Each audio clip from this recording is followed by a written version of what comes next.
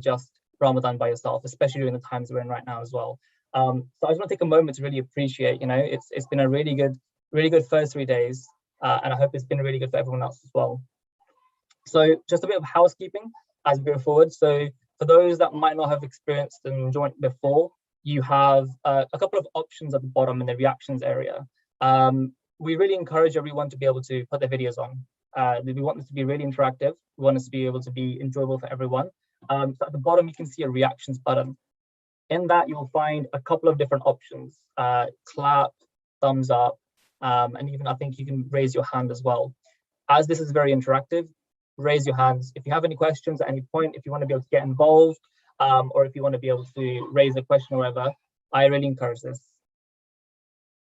So without further ado, I will go and start the agenda. So the agenda for today really is a 5-minute introduction, as we have, into Ramadan Tent Project. And really, I mean, for those that don't know, we're a non-profit organization founded in 2013 with a mission to bring communities together and better understand one another. We empower individuals and facilitate dialogue, raising awareness for important social issues and work towards a more cohesive society. This right here is our flagship event, the Open Iftar, and it's the largest community event in Ramadan. It invites Muslims and people of all faiths, culture backgrounds, age, to explore Islamic faith and share the Ramadan spirit through food, inspirational talks, and engaging discussion. So far, we've fed over 100,000 people, hosted locations all over the UK, including the Southwark Cathedral, Wembley Stadium, the British Library, and for those that were lucky enough a couple of years ago, Trafalgar Square as well.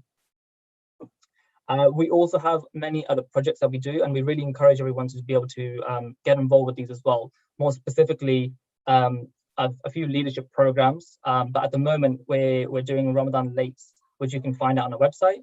And we also have a lot of different products as well. So the My Open Iftar pack you can find online. Right, so enough of the intro. The event and the plan for today. Like I mentioned earlier, we have got 3 guests today, and the topic that we mentioned online is diversity in sports. So we'll get into this a little bit later on. That will start in about let's say about 5 to 6 minutes, 7:15. We'll have about 20 minutes of engagement with the speakers, followed by a question and answer section, and then a final thoughts and reflection 5 minutes before Azan. Today, the Azan, I believe, is at 8 o'clock, so we'll try and wrap up just before that as well. Right, so just before we get into anything else, I want to be able to see who is actually joined and where from. Feel free to message. You can directly message in the group chat at the bottom. Equally, like I said, you can raise your hands as well. And it'd be really nice to see where everyone's from and what everyone's doing and how you're finding Ramadan so far. Anyone would like to go first? Good old London. Good old London. How many people from London? You can raise your hand virtually, or I can see Sam. I can see Riz is also from London. And Joanna, Kevin as well. Nice. Okay, quite a few. And who is international? We've seen a lot of international people. In my experience, I think I've seen Australia. Time difference is crazy. There's a real dedication. We have Huda from Sweden. Nice. Okay, Huda, would you like to unmute? Yeah, sure. So I just kind of live in like an hour off of Stockholm. I'm usually from London, but I moved there for lockdown. And Ramadan's a little bit longer, but it's not too bad so far. Okay, how is it? But isn't it you have a lot longer days than the UK? So like Fajr comes in at like 2 something, and then we break our fast in like a few minutes now. So it's a little. I think it's like an hour longer than the UK. It's not too bad. Wow, okay. So you're gonna have to jump off in a minute. Yeah, basically. No, nice. No, very, very cool. And how did you hear about Ramadan Tent Project, and how's the experience been so far? How did you get involved? Just before you have to sort of jump off as well. So when I used to live in London, I just attended an event, and then I decided to join the voluntary. So yeah, I think I heard from it from social media or something, but it was a few years ago. A few years ago, before the whole virtual Open Iftar happened, right? Yeah, it was a real one. That's awesome. And just final question: what's for Iftar? Pasta, I think. Pasta. Keep it simple. Carbs, got to keep them up. Yeah, awesome. That's really cool to hear. Thank you very much. As I explained, and that's similar to my journey as well. I came across Open Iftar, I think the final year before it went virtual. Open Iftar 2019. Saw it online, saw the ribbons, came along, exceptional. Thought, really good event, being able to integrate a lot of different people. And I just had to get involved. And the year after it was how I got involved with this. And I'd really recommend more and more people to sort of get involved with this as well. There's lots of different examples of how people can not only engage with society, but also benefit from various different speakers and events as well. Okay, anyone else? Anyone else? Fish and vegetables, I see from Shabana. Fish and vegetables. I did say earlier, like I felt really grateful. It could have been because of Ramadan. It was actually because I know what I'm going to start today. It's fish fingers. Love fish fingers, so I'm pretty buzzing about that. Right. Well, if that's all, then let's get into the talk itself. So we have three speakers, as I mentioned before, and I'm going to give a brief introduction into all three. So we have Kevin Coleman, first and foremost, and he is the head of equality, diversity, and inclusion. We have Salma Mohammed from Brentford's Women's Development Team. And we also have Riz Rahman, who is the Professional Football Association, so the PFA, the education advisor. I believe he's also the chair of Surrey's FA's Inclusion Advisory Group. I'm just going to unmute and welcome all three to the stage.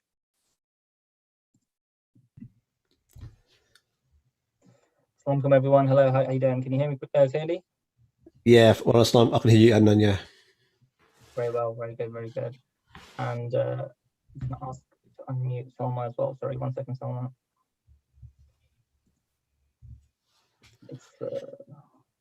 Can you hear us, Salma? Yeah, I can hear you all right. Awesome. Okay, amazing. I gave a brief introduction as I promised, but beforehand we said we'll divide up the time sort of 5 minutes each. And we want to be able to sort of discuss, diversity in sports and what that really means to you. Your experiences so far and just really share some stories around, what kind of things everyone else can get involved with as well. So I guess to begin with, should we start off with Riz Rahman? You're the first on my screen. Yeah, so I actually work for the PFA, so I'm the Player Inclusion Executive. So I've recently just changed roles as well. But just going back, how I sort of started, I actually started my career at Brentford actually back in '94. So I was a player there as a 14-year-old. Got my scholarship, then I broke my leg. I was a first year pro there, and I think at the time when I think about it now, I was possibly one of the first Pakistani Muslims to play for the club. So to be part of it at the time, there was probably another 3 Asian players. So, and now how, when I look at the game now and how it's progressed, you're seeing a lot more diversity in football and sport generally, I think. Working in the industry, I think a lot of the conversations and a lot of the things you see on social media, there's so much negativity around it. But me as a person and the work I do, I try to ensure that I try and keep the conversation positive. A lot of people talk to me and ask me about my journey, how I got to where I am with the PFA. Again, bringing the sort of only South Asian Muslim working for the organisation, and I think a lot of it comes down to, as a young person, doing volunteering your time, making connections, networking with people, but more importantly, not just networking, but staying in touch with people as well. Embracing other people's cultures, religions, faiths, and also giving the time to actually understand their beliefs, their cultures, why they celebrate or do certain practices. So as a person growing up, my dad's always ensured as a family we've done that, and I think that sort of helped me in my career to date as well. At the PFA, my role involves a lot around that underrepresentation of young players from underrepresented groups, so more specifically South Asian groups, Pakistani, Bangladeshi, Indian. But more recently, what I've seen in my work is a growing number of young Muslim players and their families within the academy system. Now, the academies is where players coming from the age of 9, really start their career in football. And it's a long journey, from 9 to 17, that's another nearly 10 years, 8 years just to until you get a professional contract. So my work recently has been working with clubs and raising awareness of that Muslim player. How can clubs understand what Muslim families, parents, some of the differences, whether it's prayer facilities, whether it's halal food, just how can we embrace that? Because if you look at football, a lot of the players in the Premier League who are Muslim come from overseas. They're foreign imports from around the world, and again, it's embracing that. But what are we doing for young Muslim players in the system here now to ensure that they're included, to ensure that they're embraced?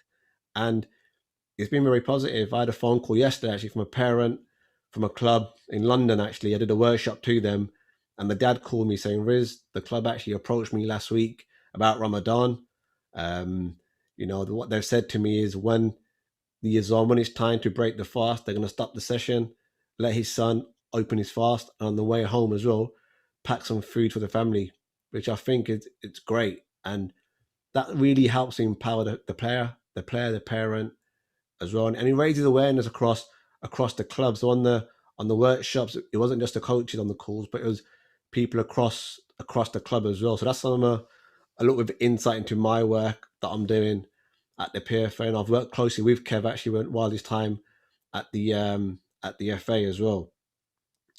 So yeah, that's what I'm passionate about, really raising that awareness. And I think football is open. Football, welcomes people from all backgrounds, all communities. Yes, we need to see more diversity off the pitch in terms of different positions. But when we talk about diversity, I believe, again, the focus is always on ethnicity. But if we look at the wider different characteristics, we need to ensure we're embracing people from all backgrounds, all disabilities, wherever they're any background or disability they have, ensure that we embrace them and bring them into the game. You don't see many. I'll give you another example, another story quickly before I pass on. For example, Crystal Palace, I do a lot of great work with them. They've recently appointed a couple of Muslim staff, and whose job is to go out in the community and to engage with the diverse Muslim community of Croydon. Get them involved into sport, football, health and fitness. And next week, they're actually starting their first Ramadan football sessions. And it's not just for the Muslim community, but it's for the wider community as well. So I think football's come a long way. There's a lot more to do, I believe. But, we're making the right sort of right steps forward. And it's a conversation I think we'll keep having. But we don't just want conversations. We need action. We need people getting involved, young people coming in, volunteering their time and ensuring that it moves forward. I believe it is moving forward. Yes, maybe a bit slow at times, but there's some great work happening, and that's what we need. We need to ensure we highlight the great work, we highlight the role models like we're doing today, working behind the scenes and playing football, like Salma. I've not come across many Muslim footballers in England. One of my jobs is to find out who they are. So it's great to connect with Salma, and she's a brilliant role model, I believe, for younger generations, not just females, but young male players and their families, to see that it can be done. Great, that's really good. And to be fair, there's a lot of interesting points you've raised here as well. I've written them down. I'm going to come back to them a little bit later on. So I'm going to pass the mic on to Kevin next, followed by Salma afterwards. Hi, Assalamu alaikum. Can you hear me? Yes, we can, loud and clear. Okay, great. So what I was going to talk about is equality, diversity and inclusion related to sport. So when we talk about the EDI, and I'm going to sort of chart it along with my history in the game. So like Riz, I've worked in football for quite a long time. And the work that we do is split into 3 areas. So I used to work at Kick It Out, and they demonstrate equality. They campaign for equality. They campaign to have sport which tries to offer equal access to people from all backgrounds. But they're just campaigning. And then I moved to the FA, and the FA is the governing body, and the FA are trying to demonstrate equality and diversity. So they're looking at how diverse the game is, and at the same time trying to change the policies and the processes so there's equal access for everyone to get involved.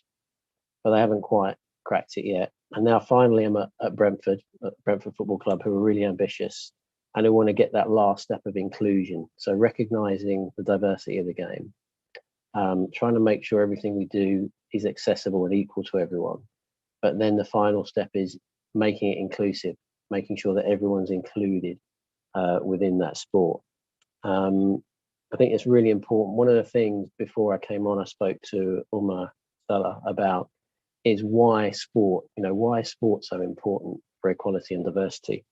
And it's important because it's such a global language. If you go to any country in the world, if you speak to anyone from any background, almost everyone will have an interest in sport.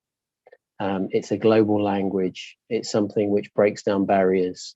If you're good at sport, it doesn't matter where you're from, whether you're rich or poor, whether you're educated or not. It brings people together and it's a leveler. And all of the privileges that people are often born with and all the disadvantage or advantage that people are born with, once they're on the sports field, a lot of those things are forgotten and people see each other as human beings. And there's loads of examples. And I think if you can look at lots of examples of where governments, for example, have tried lots of interventions to try and solve social problems, but they'll often resort to sport because they know that can work where other things can't. So I wrote down a few examples as we were listening. So there are examples of where footballers worked in prisons to help people rehabilitate and then get back into work. Football's been used to divert young people away from crime. Politically, football's been used in Northern Ireland.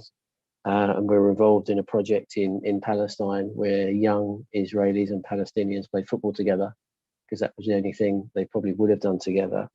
And even closer to home, looking at Ramadan last year in Birmingham, we delivered a Ramadan football league. So after Iftari, after Tarawih, there's a football league at midnight, which stopped some of the young people, walking around the streets, brought them together, Muslims and non-Muslims, to play football together, doing something wholesome and healthy, and then going back home after. So I guess my real message is that football can do things, and sport in general can bring people together in a way that other things can't. And it's a really potent and important aspect of life that everyone in the country should spend more time on. Thank you, Kevin. Thank you for your words. And I'll pass it on to Salma as well. Just before I do that as well, as always, people in the audience listening and those that want to be able to ask questions, you can post them directly in the chat below. Equally, if you don't want to be able to put it in the group, you can also just message me separately as well. There's a function in Zoom that allows you to do that as well. So keep the questions coming. There'll be a question and answer section after this as well. Thank you. So Salma, sorry, I'll pass it on to you now. Hi. Can everyone hear me all right? Yeah, we can. Yeah, loud and clear. Yeah. Okay. So I'm raised in London, which is a very diverse city, and I was quite lucky to be born here and to grow up here because there's a lot of people that I could relate to. There was a lot of Black people, a lot of Muslims, and a lot of Somalis. So I never felt like I was excluded. I never felt like I was out of place, both in school and out. There was a lot of times where I would speak to my cousins like abroad, specifically one of my cousins who's based in Italy, and she would tell me how she was the only Muslim in her school, like the only Black girl in her school, and how that made her feel. So she was like incredibly surprised when she came here, and she asked me how many Muslim people and how many Somali people went to my school, and I said I couldn't tell you because there's just so many people.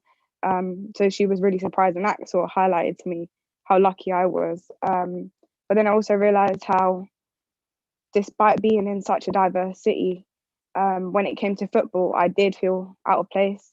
I did feel like I was the only one. There were times where I felt really uncomfortable. There's not a lot of Muslim females that participate in sports or in football for a lot of reasons.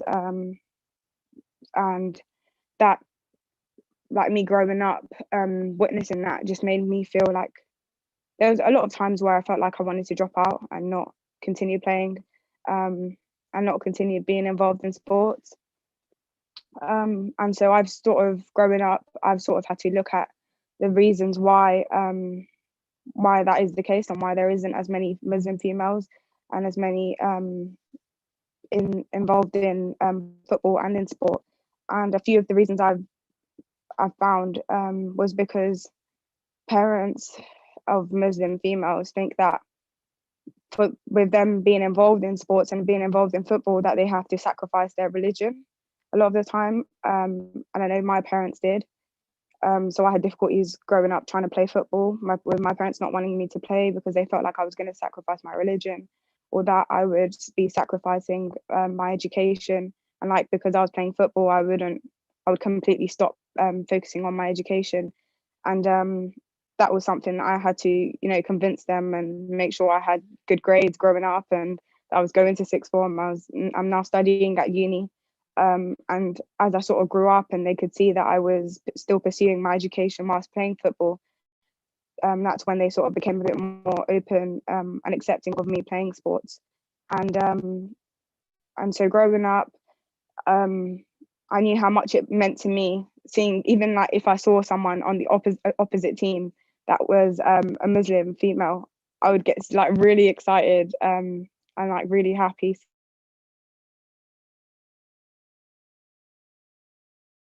And one of the ways that I thought I could do something about it was by coaching, so getting involved in coaching. And so I did my FA level 1, and I started coaching under 12 girls team, and now I'm coaching at Perform Soccer School, which is a new club for girls. And that's sort of my way of trying to inspire younger Muslim females to get into sports. If they can see me doing it and me doing well in it, then they'll see that there is an opportunity for them, and that there is a place both within sport, within football, playing wise, and coaching, and that they aren't an outsider. And then I also won the BBC Young Reporters competition, and I entered that competition to sort of highlight the difficulties and the discrimination that people can face. And I myself, when I was 12 years old, was racially abused by the opposing team's fans. And so I sort of used my story and my journey through football to sort of highlight the difficulties faced, and try and inspire younger females, and particularly younger Muslim females, to get involved in football, and sort of use that as a platform, which is obviously the BBC is a huge platform. And I know with them seeing a Muslim female on a platform as big as the BBC playing football and talking about the topic, there will be a lot of girls that can relate to me. And then I also got involved in the Kick It Out Game Changers program, where we sort of were educated on equality, diversity, and inclusion, as well as having the opportunity to speak to a lot of people within the football industry to sort of boost our potential in the sporting industry. And that was a great opportunity for me as well, to go on and learn a lot more and try and educate myself and put myself in the best position that I can be to inspire younger girls. And so my message really is that I don't want to wait around for people to solve the problems that I have, or the problems within trying to make things more diverse and more inclusive. Everyone has a role to play in that, and everyone can play a role in that. No matter how small it is, there is something that everybody can do to try and change things. Thank you, Salma.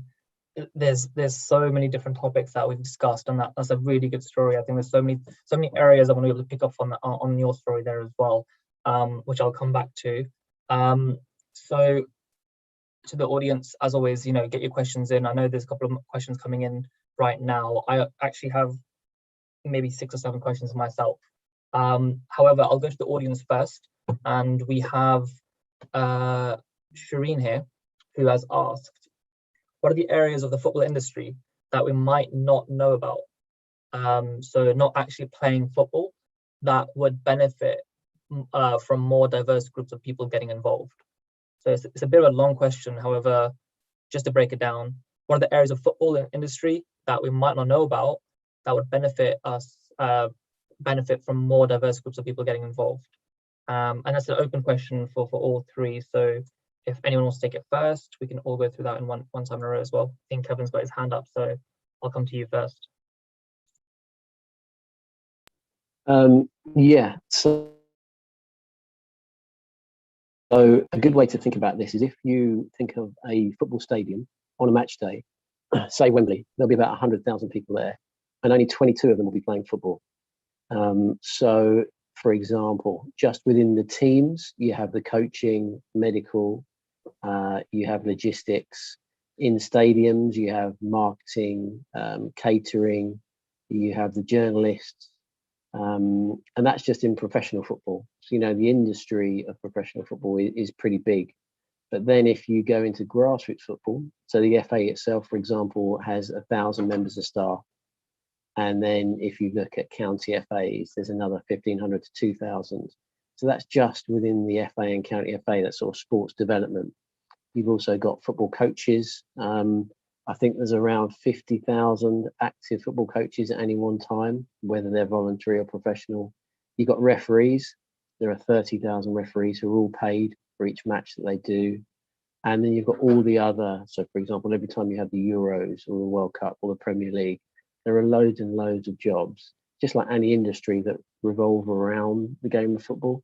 So there's tons. There are lawyers, there are physios, there is marketing. So in any area of society, you'll have all of those jobs in football.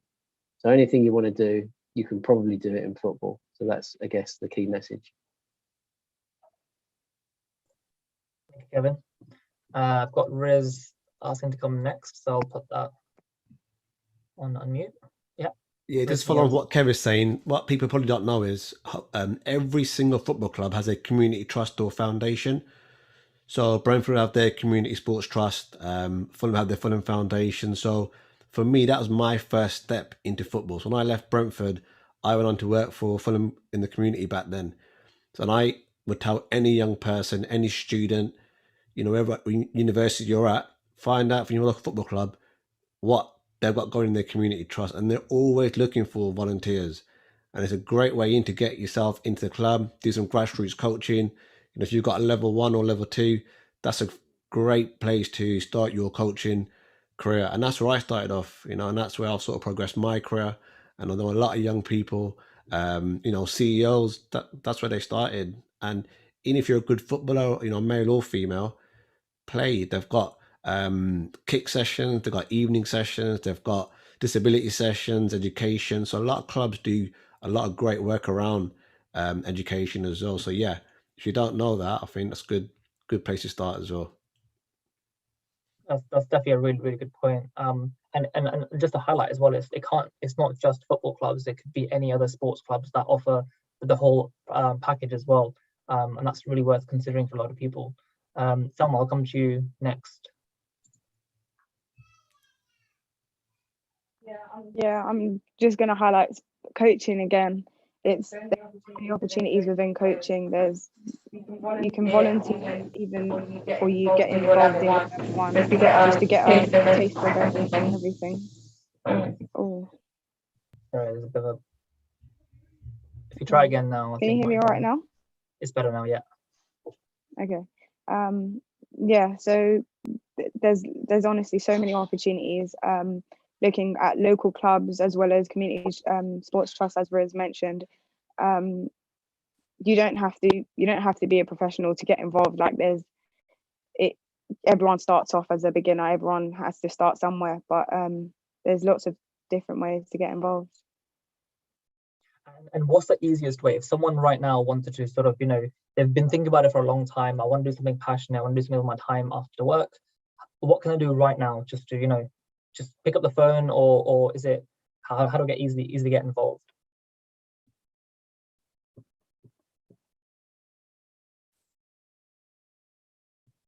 Sorry, I saw Kevin's finger go. I'll come to you afterwards.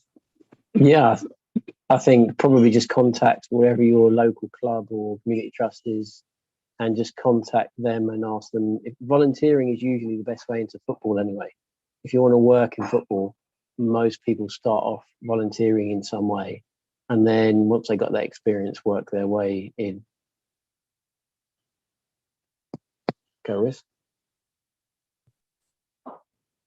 Yeah, I was going to say, Kev, that a lot of clubs they're all on social media as well. So the club is on social media, so is the community trust as well. So you can always drop them a message on that. But for any young person, the first thing is making the first step, because no one's going to give you anything in life. And I think it's important that we encourage youngsters to be proactive, and like Kev said, getting in touch. So yeah, I think in terms of websites or social media, clubs are really accessible and they're crying out for people to get involved, especially in the community.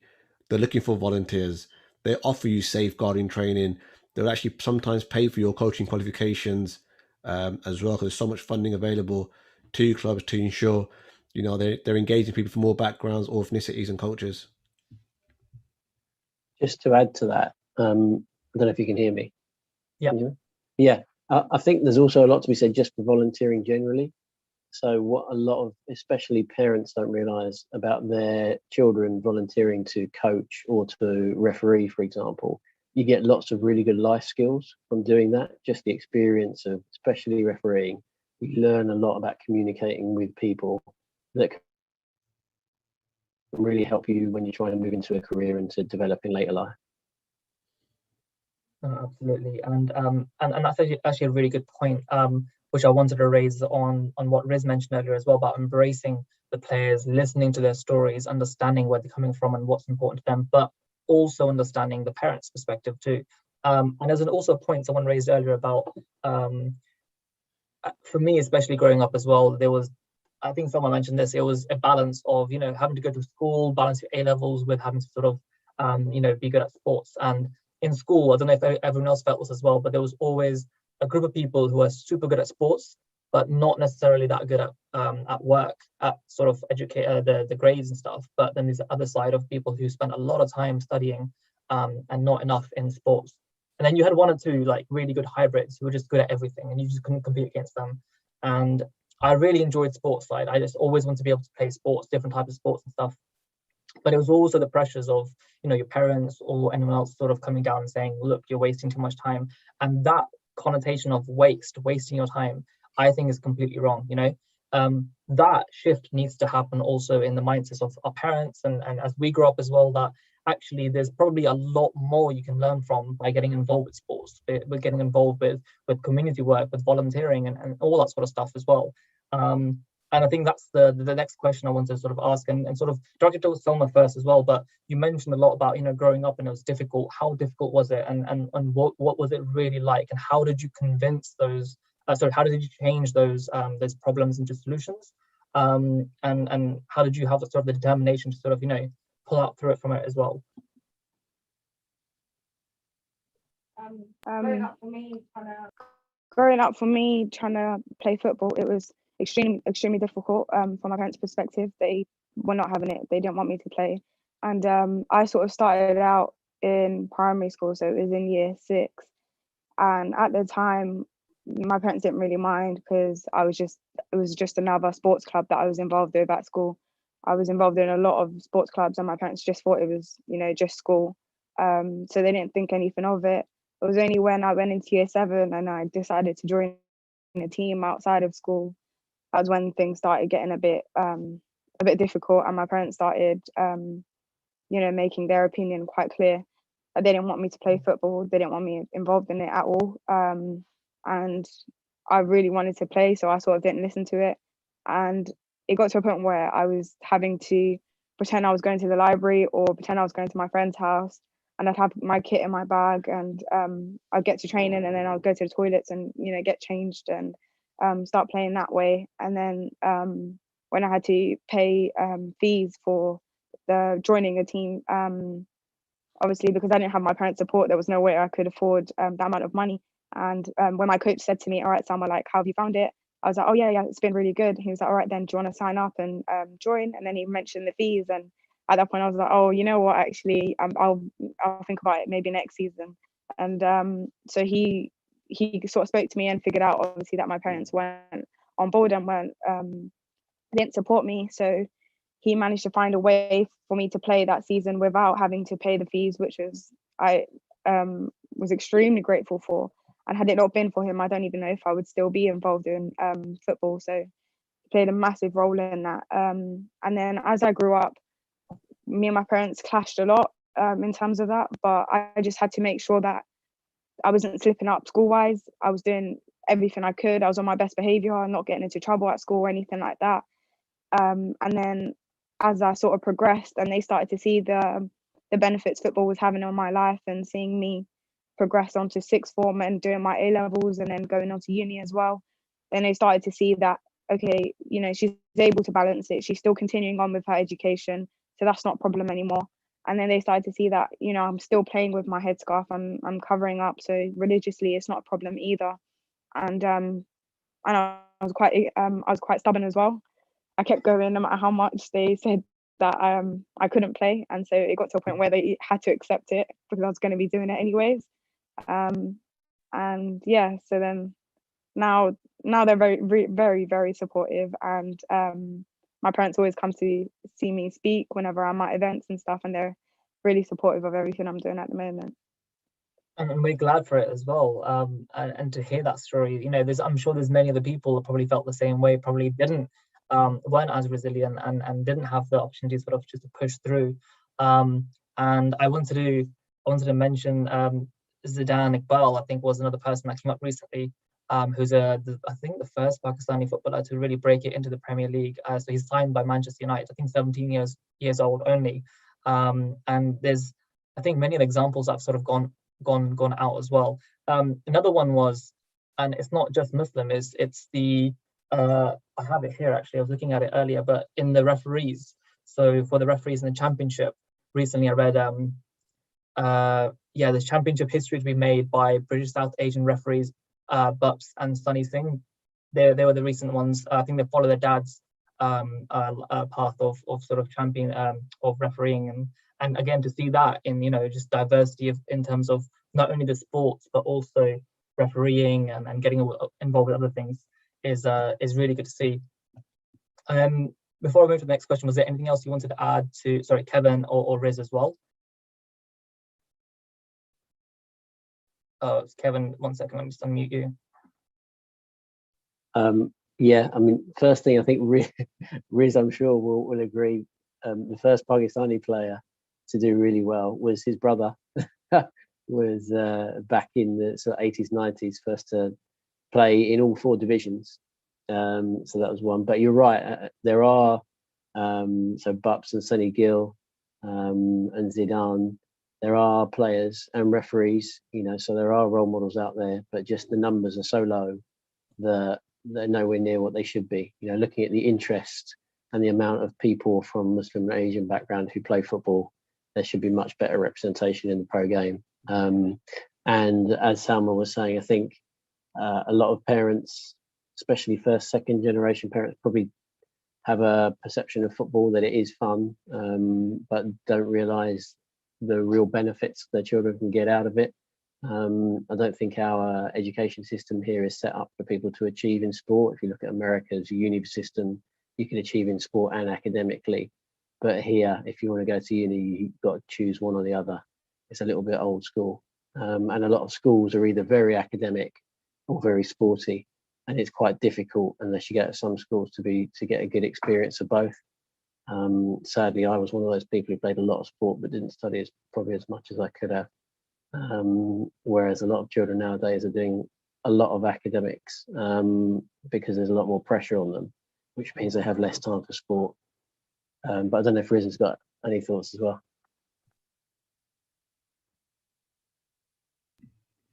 Yeah, Kev, Zesh played in the 2000s, not 80s. He's only 37. Is he? Sorry. I ain't that old. But yeah, Adnan, you're right though. Listen, there's a growing, if we talk about Muslim players, I'm seeing it already. I'm in conversation with a lot of young Muslim players in the academy system. The academy is diverse. I think parents now are a bit different. You know, we love the sport, and I'm sure a lot of people on this call will echo that as well. And there's no excuses now for a young person, regardless of your background, to blame racism or, you know, no opportunity, the clubs are racist. I think that's out of the question now. If you're good enough, the clubs don't care your background, they don't care where you're from. If you're good enough, you're going to come through. And what I'm sort of seeing is, what we don't have is at the moment is the networks. When a young British Muslim player joins an academy system at the moment, they don't have the networks in the game how to navigate it. So that's the kind of work we're doing now, is building that trust with them, linking them to other players. So when they do come into the system, they feel welcomed. You know, the clubs know that they're Muslims. The club know how to accommodate them, and we're already seeing the benefits of that as well. So yes, it's not as what it should be right now, but I'm quite positive the next 5, 10, 15 years that was changed slowly but surely. Absolutely, and we love to see it as fans as well. Like we love to see that sort of diversity is happening all over the place in private sector and stuff. Why shouldn't you see it on the sports, on screens, be able to embrace that? And I know it'd go down really well as well.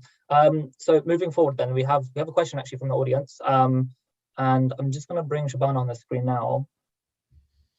Shabana, can you hear us? Yeah, can you hear me? Yes, we can. Yeah, over to you. Thank you firstly to all three speakers, and thank you for sharing your stories and for your time. What I wanted to ask was, for me, my older brother grew up playing football, and he was good enough to turn pro, and he signed to a local club. But a big issue for him was the racism that he got at the grassroots level. And I grew up in inner city Manchester, and I'm talking 30 years ago, so he's in his 40s now. And at the time, he had so much support from the club, and all the coaches were rallying around him because he was definitely good enough to turn pro. But ultimately, the racism that he got from fellow footballers, who are obviously young lads, and if he's the only Pakistani Muslim boy in the club, and also my parents' lack of education awareness, and they were sort of, it's his choice to step back. They don't know how to support him either.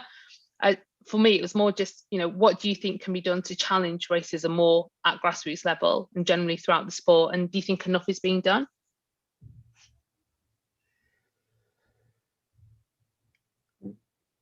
I'm muted. Thank you, Shabana. Who wants to take that first? Kevin, Sure. Go for it. Yeah, I mean, I'll take this because obviously I worked at the FA for 8 years and at Kick It Out. You're right, it's a big issue. The issue for football is whether it's leading or it's lagging behind society. So, football's the biggest sport. Over 10 million people play it. So whatever happens in society is going to be reflected in football. So when society is more divided after something like Brexit and Boris Johnson being Prime Minister, that's going to be reflected in football. And the challenge to football is to try and lead society and to be a role model, so that if we deal with it well, then society might follow. So the one thing that can be done is reporting. So there are lots of good processes in football. So county FAs have disciplinary processes. They have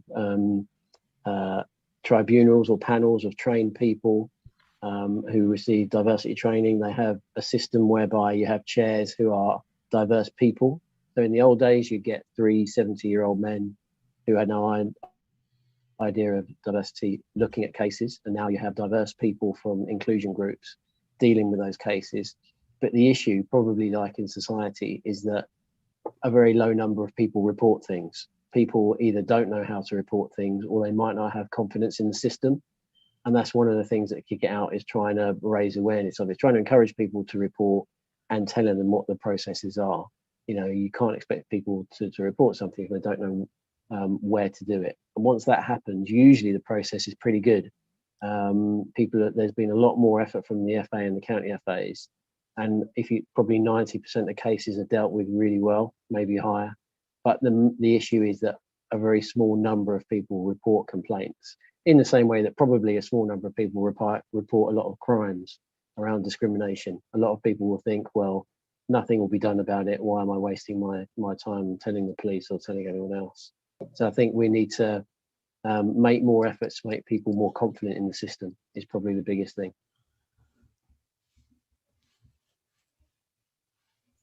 Thank you, Kevin. Chris? Yeah, I was going to say, sorry to hear about your brother. And, growing up, and I experienced racism at the grassroots when I was, 7, 8, you get called a packy. And sometimes I think people say trying to put you off, but I don't think now, we should, yes, and it is still there at the grassroots, and that's not denied. But like Kev said, I chair the Surrey FA's IAG, and I know that the reporting systems are robust, and we are getting more and more people reporting any sort of hate crime or racism, which is what we want to see as well. But as parents, what we don't want to be doing is deterring our kids away from the grassroots, because you've got to start somewhere. Now, when I work with young players now and their family, I'll tell them, look, likelihood is you will receive be a victim of racism in football or some way along your career, but this is how you sort of deal with it, this is how you report it, but don't let that sort of stop you from following your dream or playing sport. And I think we've got to be mindful of it's important we learn from these stories and share our experiences, but at the same time we need more diversity at the grassroots, because that's ultimately where it starts. When I worked for Fulham as a foundation coach back in when I was 20 at university, I was the only Asian coach working there in Surrey with 20, 25, 30 kids from white backgrounds. That didn't stop me. I wanted to be the best. I wanted to prove that I could coach. I want to prove that I could inspire others. And that's what we've sort of done in our work. And I think that's the message. Yes, racism is there, but we still need to ensure that we're out there, that we're volunteering, and that we're breaking those barriers down to make it easier for the next generation of people coming through. Absolutely. Amazing. Thank you very much. I hope that answers the question as well, Shabana. We actually have a couple more questions as well. I'm sort of conscious of time as well. But I want to ask one from myself as well. And it's two parts, but the first one is more about, granted, Brentford's doing a lot of good work. Using that as an example, how can other clubs and possibly even other industries learn from that, and what can they really implement going forward with that? And the second part of the question is, how can we use our voice for change here as well? What can we practically do? And that one's more specific towards Salma first. So I'll come to you, Salma, for the second part. Actually both, but more specifically the second one as well. I'm just going to unmute you now.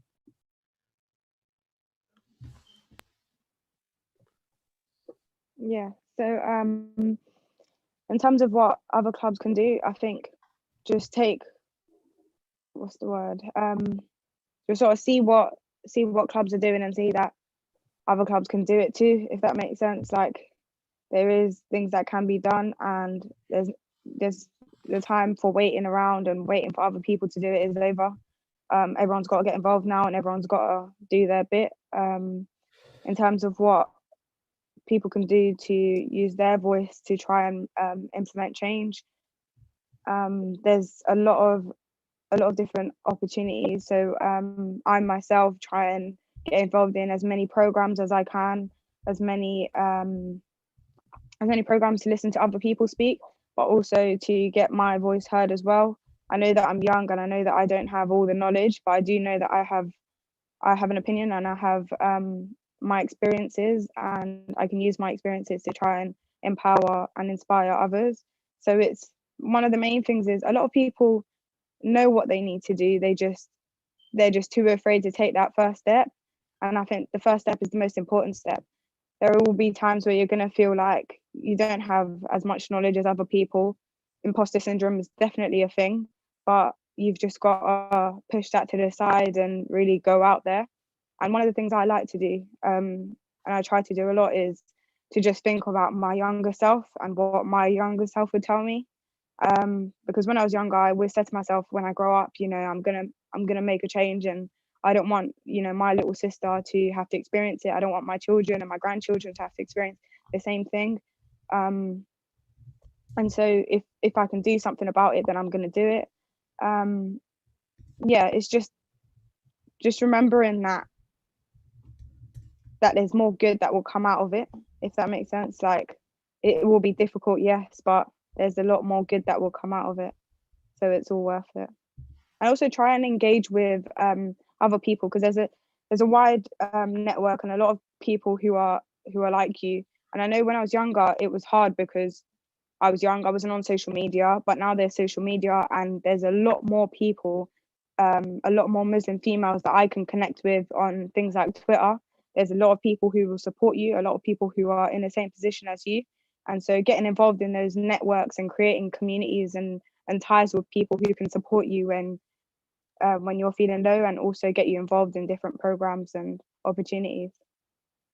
Yeah, definitely. I think when it just reminds me of the time when I was younger, and I used to feel, I wouldn't say ashamed, but I felt awkward just opening my fast during Ramadan, or if I was playing sports and people were like, why are you not drinking water? And just didn't feel like you could just tell them like, oh, I'm fasting, I don't drink. And I don't know why that was the case. Like if I think back now, that's such a silly excuse, but it was definitely there back then.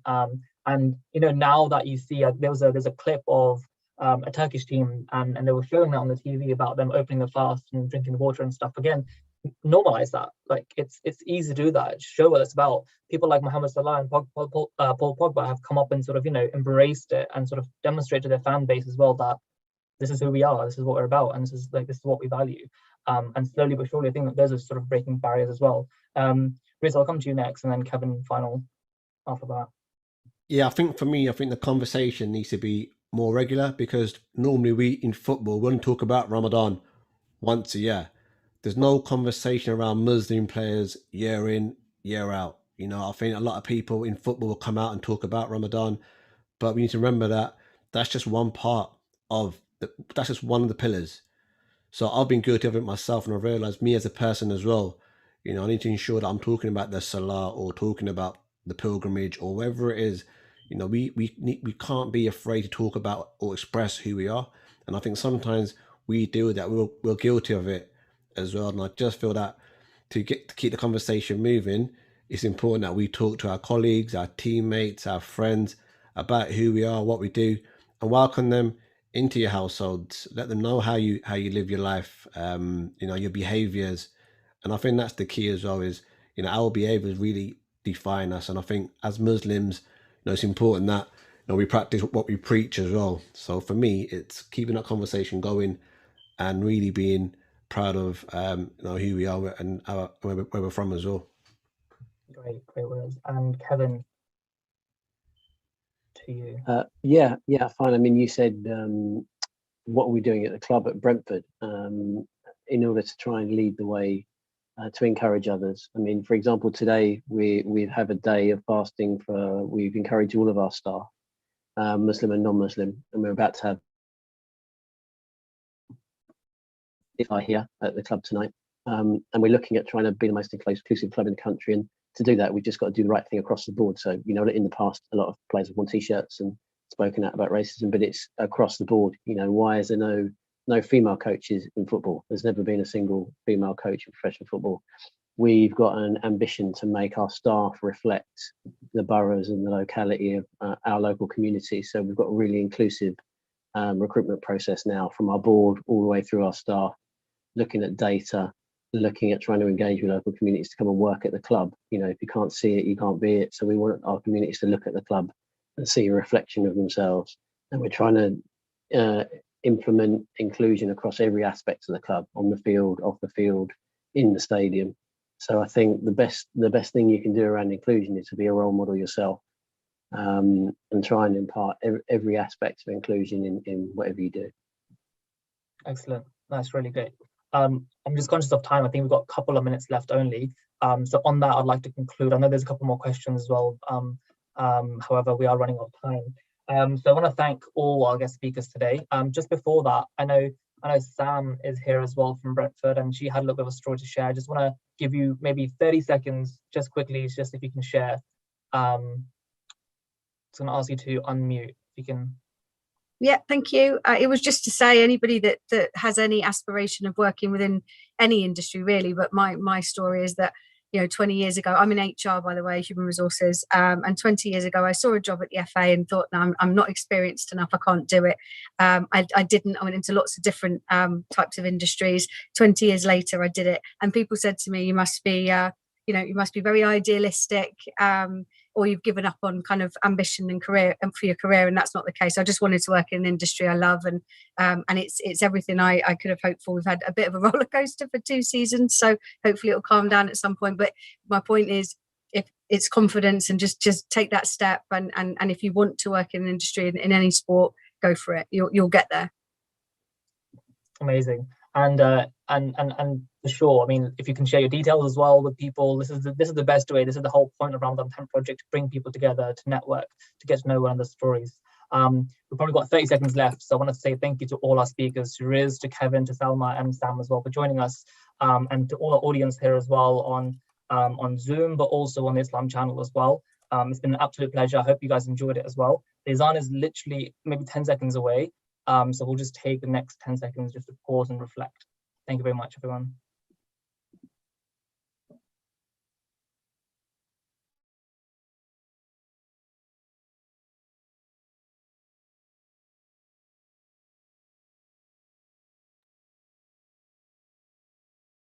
اللهم إني لك صمت وبك آمنت وعلى رزقك أفطرت، ذهب الظمأ وابتلت العروق وثبت الأجر إن شاء الله.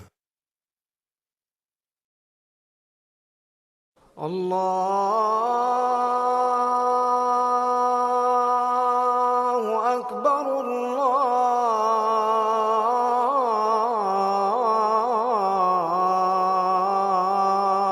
الله أكبر الله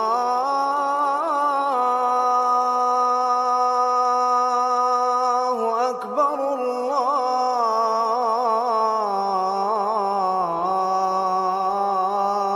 الله أكبر. أشهد أن لا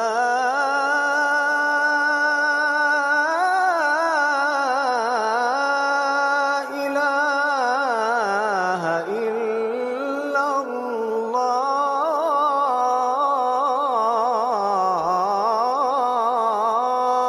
الله. أشهد أن لا إله إلا الله.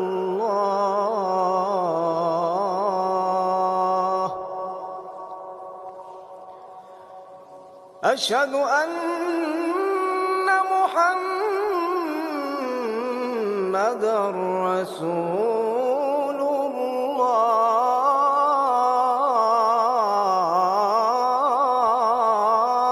الله. أشهد أن محمدًا رسول الله.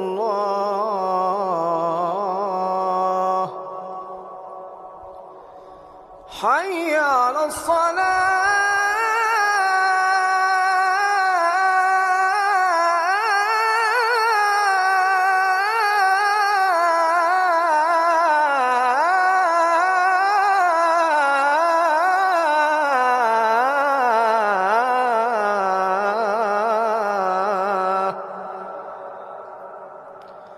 حي على الصلاة.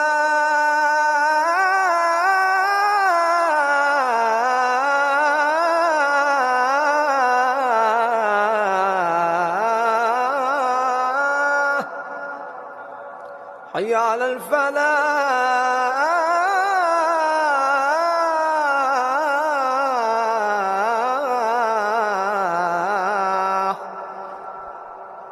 حي على الفلاح.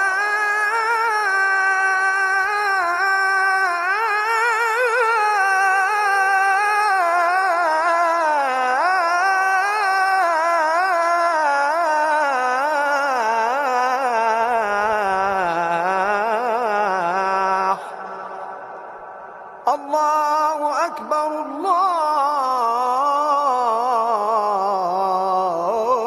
الله أكبر. لا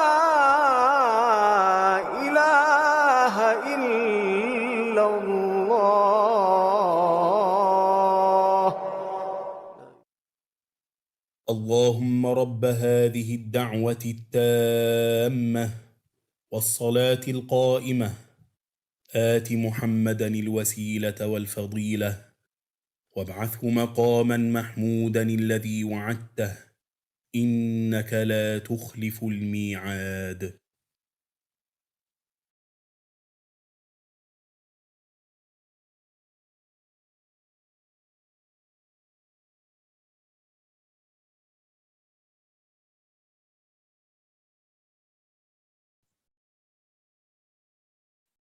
And that is the finale of the show today, everyone. Thank you very much for joining. I just want to say thank you to Kevin Coleman, Head of Equality, Diversity and Inclusion. Thank you to Salma Mohammed, Brentford's Women's Development Team. And thank you to Riz Rahman as well from the FPA. We really enjoyed that. And I think everyone involved as well with this really get in touch and love the stories. A lot of messages have come through and they've been inspired.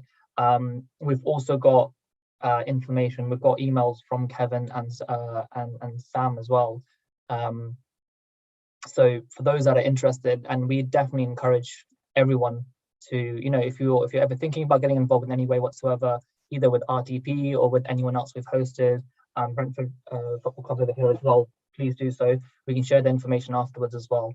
And I think last but not least, thank you to everyone who's joined. I know I can see a couple of familiar faces here as well from all over the world. We had people from Sweden, we had people from Australia, and we've got our sponsors as well, Islam Channel, and the guests we have over there as well. I'd also like to thank Arts Council UK for helping sponsor us this year. And I know this wouldn't be possible without them. The final one, and as always as well, is follow us on social media. Open Iftar and Ramadan 10 project as well. Share your stories, share experiences. We love to see that sort of stuff. And we have a couple more other things online as well. Visit our websites. You can collect one of the packs, the My Open Iftar pack. I recently saw Freddie Canute. He came back again. We hosted him last year. Freddie, if you're watching, we're loving to have you back this year as well, inshallah, if we can. But yeah, get your packs online, and which does go to is a donation towards charity. And we also have the Ramadan lates as well. You can find all the information online. From me, that's everything. I've been your host today, Adnan Shakur, and if you have anything else you want to get involved with, simple story for me as well. I literally just messaged someone on RTP when I was interested on Instagram, and I got involved. It's very simple like that. If anyone else wants to get involved, definitely get in touch. That's all from me. Thank you, everyone. See you again tomorrow.